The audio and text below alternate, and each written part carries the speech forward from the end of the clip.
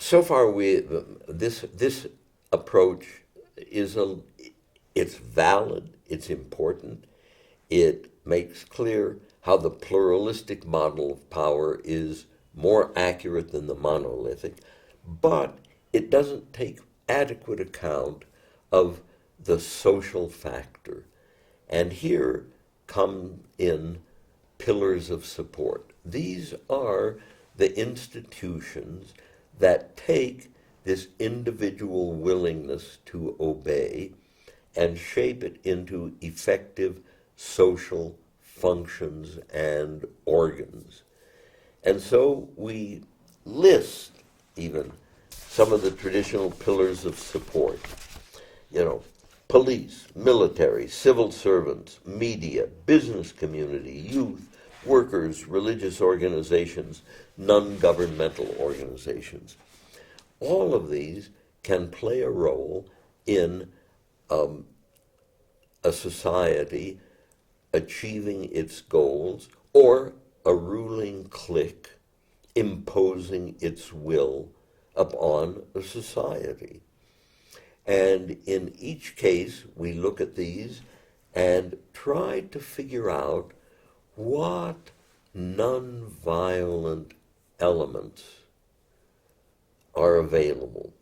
And Sharp, in his classic definition, talks about methods of protest and persuasion.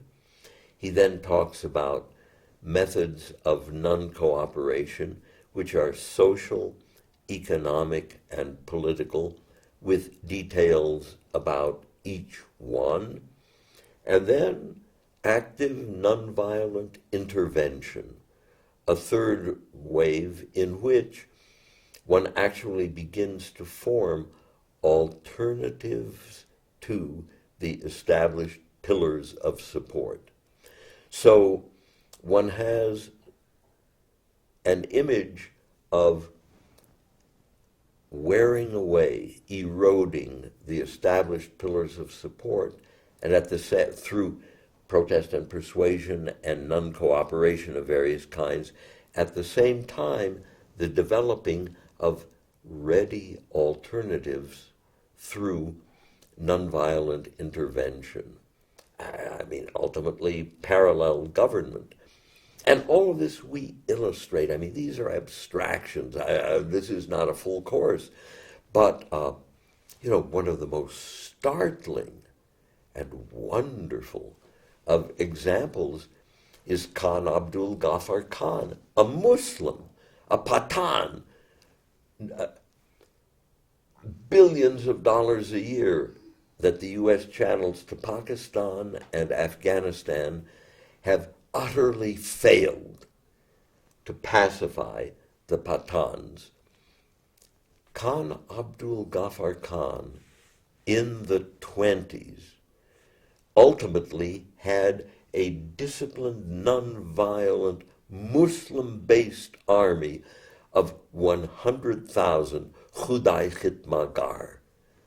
He pacified this warlike people non-violently.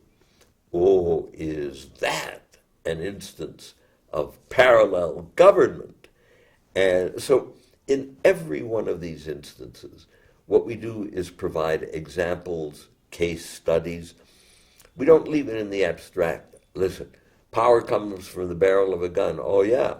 And then there was Fernando Marcos, best equipped army in the Pacific region in those years.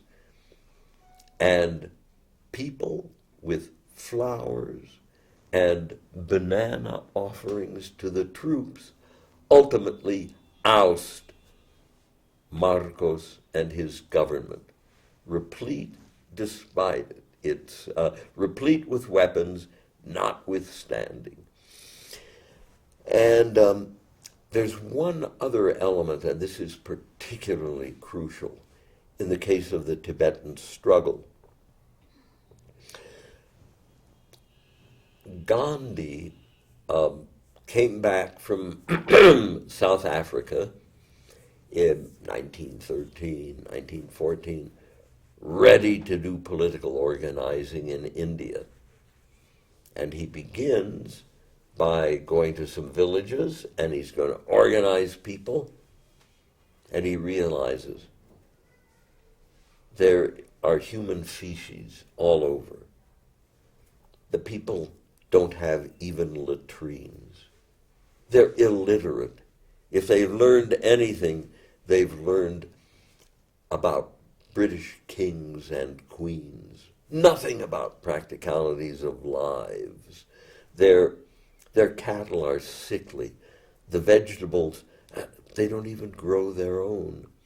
And he suddenly realizes, before embarking on a political campaign, he must strengthen the community. And he institutes literacy programs, sanitation programs, educational programs, down the line. We take the details of Gandhiji's constructive program and we challenge, say, a workshop to devise for occupied Tibet projects of potential self-improvement in the political, and not so much the political realm, but in the economic realm, in the cultural realm, educational, in growing food, etc., etc. And this is really immensely exciting to the participants in the project because they see the practical application of these theoretical ideas. So this is part of how we proceed, combining the invaluable theoretical work of Sharp's predecessors and also the very valuable work of Colonel Robert Helvey, whose military background makes him all the more authoritative in matters of nonviolent strategy.